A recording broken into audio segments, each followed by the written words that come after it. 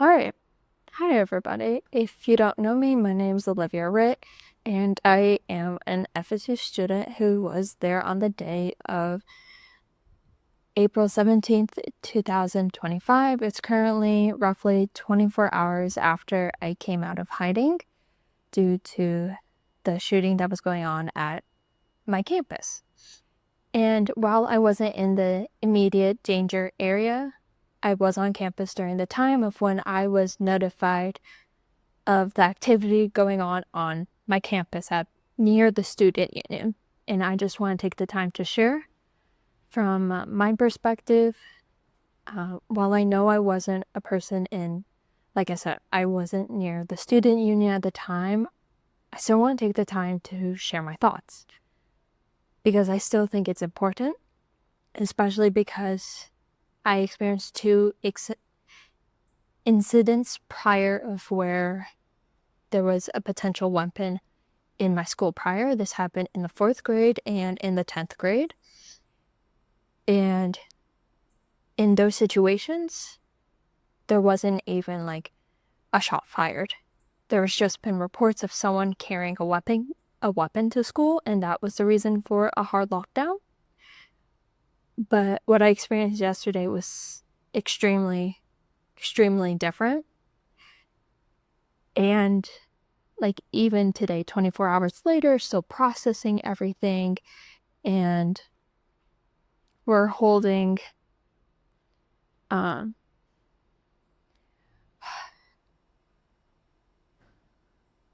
we're holding like the word is blanking right now out of my mind, but the spelling of it is Vigil, and we're holding this, and even in my mind I'm like, is that even a good idea to have so many people gathered around, even though knowing that we have the person in custody and all of this. And like the only way I feel comfortable going to that event is going with a group of people, which I am. But I'll start from just what I did yesterday, basically. So I was leaving my place to go to my first class. It was an English course, so English courses are typically in the corner of campus on the east side, I believe. But in order for me to get to that area on campus, I do have to walk through this, like the area of the student union, the HCB, past the Strozier Library, past Landis Green, all of those locations. And I was sitting in class. I think class at this point, potentially half an hour, we were in class. It was our English class. We were working on our projects. So I was working on revising an essay, and then all of a sudden, someone gets a message from the sorority group. And it took them a while to process. She started talking against like her friends to disclose that, is this really happening? Then they bring it to the attention of my professor. And when I heard those words, I'm all the way across the room, and I couldn't even process what they were saying because I was like, it can't be. It just can't be. It doesn't happen, but it does. And even my professor was in shock because she has been at FSU before the student union was even built. So when that classmate said union, my professor did not process exactly what she was saying. It took a few seconds. And then when we finally realized what was happening, because this is before the university told everyone on campus, we found out through a text message of someone in the class. And when this happened, my teacher's like, yeah, if you need to go, go, you know? But when I heard the student union, all I could think about is that that's my route back to my place. Like, what do? I don't know what to do. And so the only thing I could think of was stay with my professor because I'm like, okay, at least I won't be alone. Um, and then my professor didn't quite know what to do either. And by the time we're people are like getting up to leave and everything, because the building we were in, there's a street right behind it where you're off campus at that point. But there's sorority houses, and like there's multiple places where if you needed to get shelter, it was fairly easy. And at the point of when everyone's getting up and everything, the alarm system of the whole building is going off, and there's someone telling us to get back in the classroom. Now, our classroom, the only window in that classroom is the door window, and it's not even that large. So what we did is we all hide in the corner out of the view of that window, and my teacher moved the podium that was in the classroom to barricade the door. Because the chairs in that classroom are not a standard chair and desk. It's a chair with like a desk that's attached to the chair on wheels. And like those could easily be moved because they're on wheels. Like that won't stop anybody. And so as we're hiding in our classroom with the lights off, people are starting getting messages from the university, from FSU Alert, of seek shelter. There's an active shooter on campus. And I was in a classroom where there was a lock on the door, but the way, to my knowledge, the doors weren't locked because it's automatic. They weren't locked until what felt like 30 minutes after the initial seek shelter alert.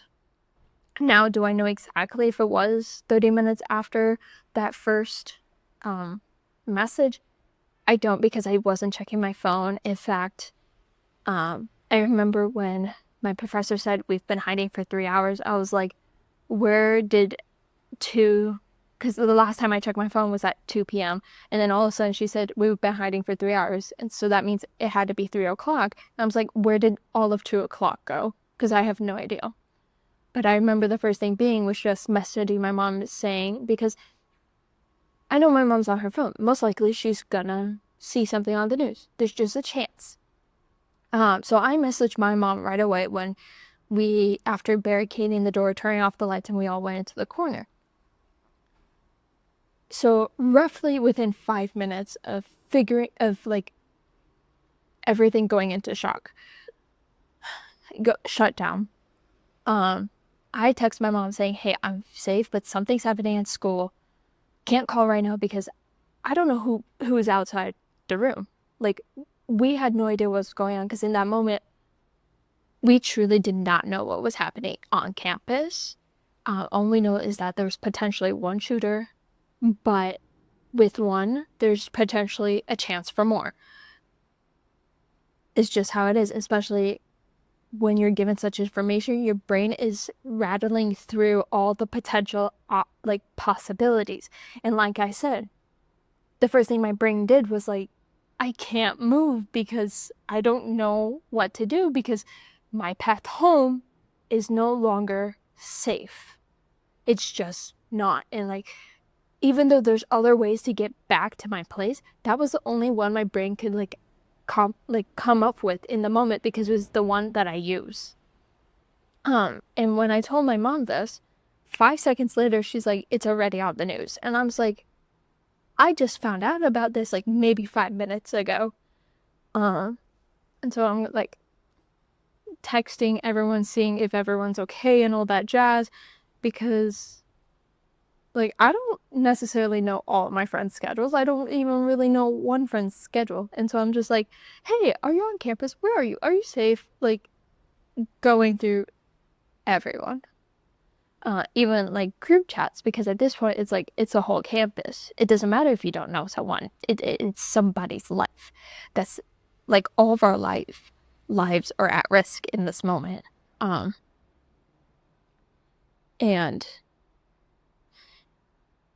the one thing is with the whole school messaging each other is that there is information being thrown around that in that moment, we don't know if it's true or false. We don't. And that's was a big concern and made us like really question what was happening on campus, because at one point we're like, okay, there's only one person. And then based on messages coming in and out of different group chats and even off of social media, at some point we thought there was 2 people. And then at some point we thought it was 3 based on where people heard gunshots.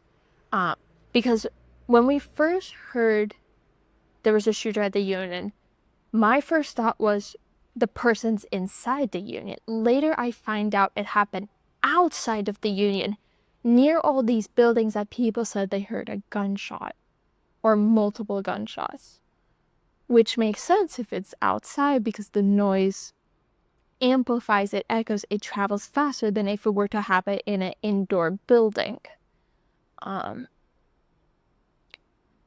And so just throughout these 3 hours, I'm shaking. I'm not necessarily on my phone because I'm like, how can I really be on my phone? And the only time I was on my phone was just to reply to people just so they know that I was still safe and that nothing had happened. The only thing is that when we were hiding in the building I was hiding, we constantly heard people above us laughing or making noise. And then we heard people in the hallways.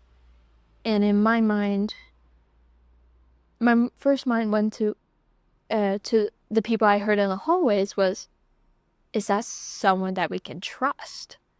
While the people above us, I was like, why are they making so much noise when this is a serious situation? And eventually, when we discovered, around 2 o'clock was the point where the police departments, or the police department started evacuating people from the buildings near the crime scene. That was roughly around 2 o'clock when we discovered that. And the issue with that is that they were also sending out like the safe word to everyone who had access to this FSU alerts. My first thought went to, because at this point we have no idea who the shooter was. We had no idea at 2 p.m. The issue is, and the first thing that I thought of is, if this person is someone who either works at FSU or if they're a student or something, they're getting the same alerts with the same safety message. Because at this time, all the information is jumbled around. Maybe we knew the person was in custody or something, but we didn't quite know, because sometimes you could just be evacuating people to get them to a safer location. And like I was telling the people I was hiding with, and they also agree, sending out the safe word wasn't necessarily the best thing. But keep in mind, we don't know exactly what was happening at the time. So in our minds, we're like, whoever potentially has a weapon could use the safe word and in a way trick people. But now looking back at it, the safe word was given out, I think, around the time where the shooter was in custody. And to the point where the whole police officers, whoever was on our campus at this point, because I think at some point we had the U.S. Marshals, we had the FBI, we had the local police, we had FSU police. Like, we had like a lot of people on campus trying to get everyone safe and just trying to handle the situation. So at the time, they did the right thing of like sending out the safe word. It's just in the moment when you don't know a lot what's going on, and you have bits and pieces of information, and then you have potentially true information or potentially just false information that's just being passed around from group chat to group chat, you don't know what to believe. And around 2:40 p.m., through our like tiny window in the door, someone saw police officers walking, although they did not come to our classroom. And then someone gets a text message from a classroom across the hall on the other side of the building, not across the hall, but completely on the other side of the building, that the police came and escorted them out. And there was like, okay, maybe they're starting on that side and we're gonna be like the last one on this floor. And then we hear the people above us make additional noise, but it sounds like the police officers have gone to their room and like told them that they could like now leave. And then we hear the room next door to us get evacuated. And we're waiting for like our turn because we're thinking that the officers are going room by room by room. That was not the case. They did not go by room by room. So we did not leave immediately. During this time of when our building was partially getting evacuated, my professor gets a voicemail from someone who already got evacuated in a completely different building, saying how they can't do detailed evacuations because they can't check every like corner. And so at this point, we've known that a lot of buildings have been evacuated. In fact, we're getting messages that the building we were in was completely evacuated, which was not true.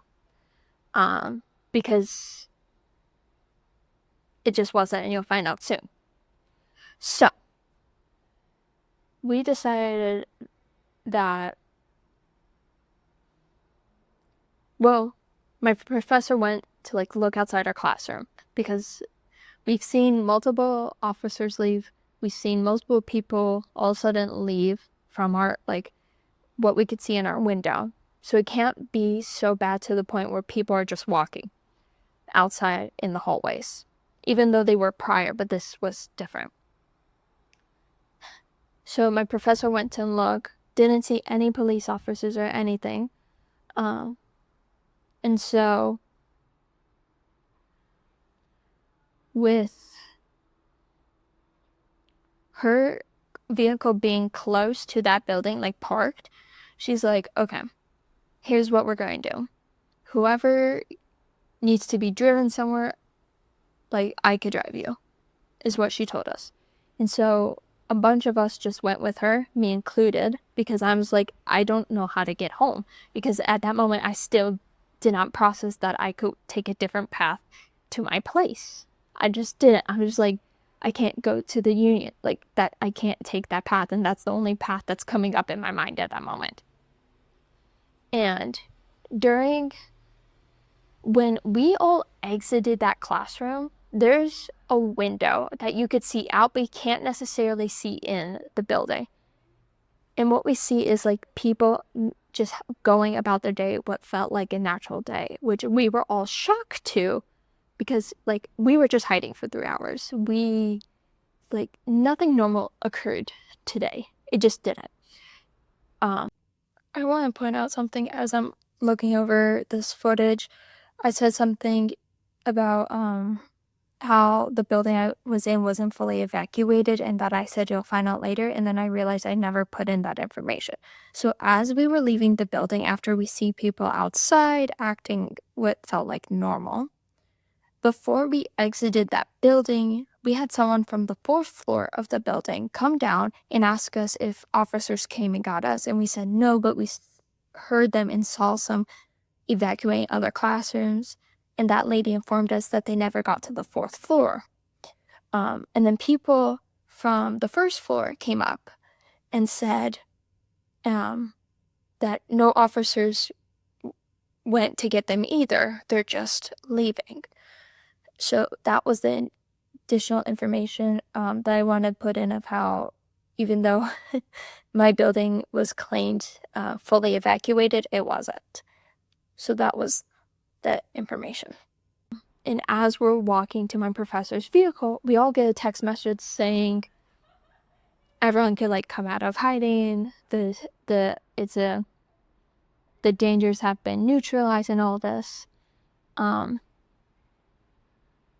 it was just shocking because, like, it looked like when we exited the building, not even exited the building, exited our classroom, that it outside felt like a normal day, but like in all of our minds, we kept, like, my classmates and I and my professor, like, we kept saying, like, this isn't normal. Why are they acting so normal? Like, our brains could not process this because we have been hiding in the dark for 3 hours with just whatever was on the news, on social media, what we could gather from text, like group chats and everything.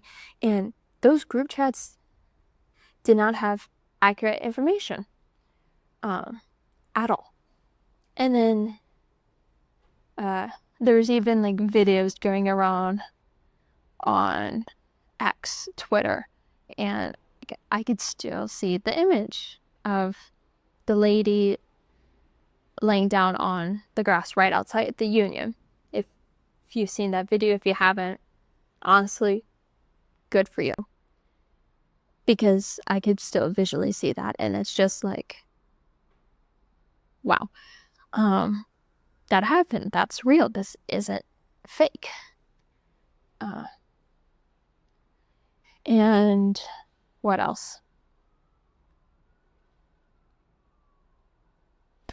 One thought that I had circulating around in my mind was that before I left my place, I had a feeling that all of my classes would be canceled today.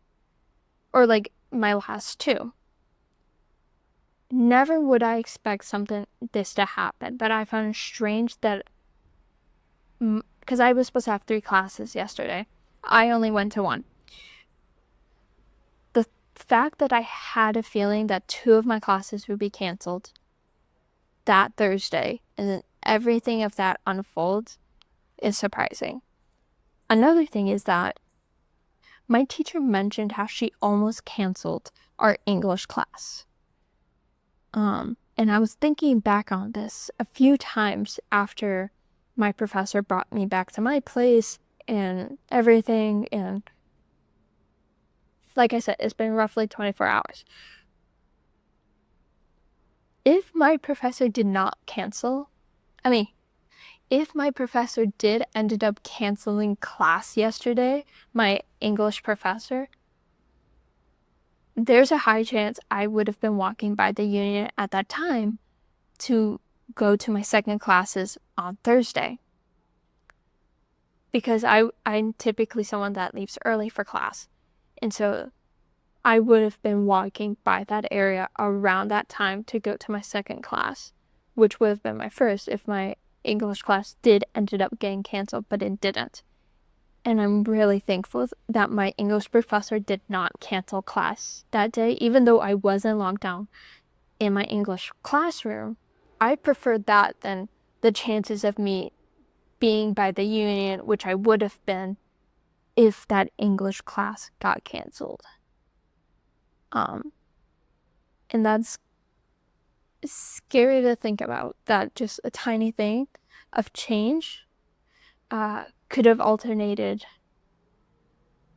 any outcome in this situation. I'm talking about potentially what could have, where I could have been and what could have potentially happened to me, which I'm so thankful I didn't. And I'm so thankful that I was in my English classroom with my English professor, with all the students in that, well, all the students that were with us in hiding.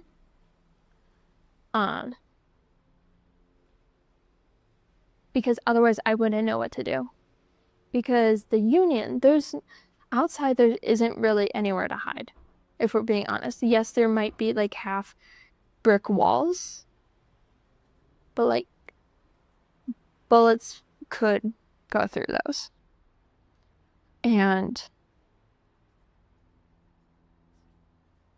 yeah, my prayers go out to those who had to go to the hospital to be hospitalized, and then to also the souls that ended up going to heaven yesterday due to the events that happened on FSU campus, as well as to those people's families, because they've lost loved ones. They're no longer on Earth because of yesterday's events. But another thing that's honestly surprising is the day and the timing of this event. The reason I say this is because April 17th, 2025 is a little over a week and a few days before finals at FSU for spring 2025, meaning the Union area was more packed with people because people go to the Union for lunch. That's another thing. It happened around lunchtime, meaning the Union was even more packed. But with it being so close to finals, people are more on campus because they're studying. And another thing, right now, a lot of campus tours are happening, meaning there's a lot of tours in one given hour walking around campus with, especially with it being close and like with it being April, there's more tours going on, meaning more people on campus. And that's all I know at the moment. But yeah, I believe that was everything. I'm still in a bit of shock of what happened. Because like I said, I was in 2 previous incidents of where there was a campus. I mean, there was a weapon in my academic building, but that was one building. This is the only time where I was in an area of an active shooting and with it happening on a large campus. Because based on the videos I've seen, to my knowledge of the FSU campus of that area, it seemed like the shooter got around a bit in that area, and it's kind of shocking. All of it is just shocking. So, yeah.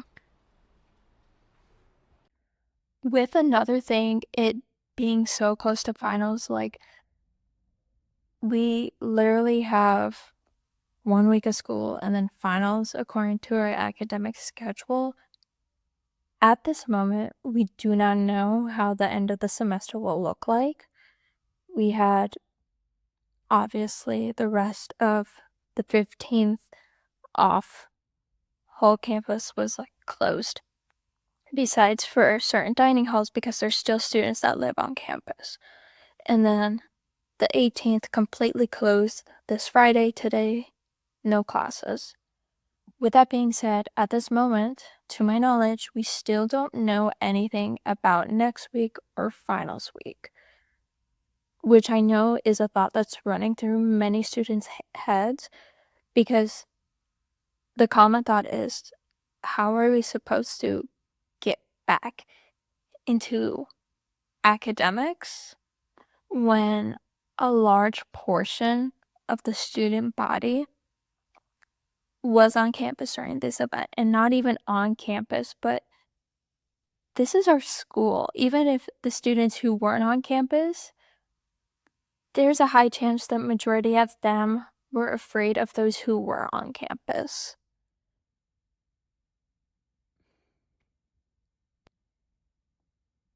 And like the thought of getting back into academics, it's not everyone's first thought. Like, what I mean about that, there's many people that yesterday, Thursday, after all the events, they left. They went to go home because they wanted to get as far away as possible.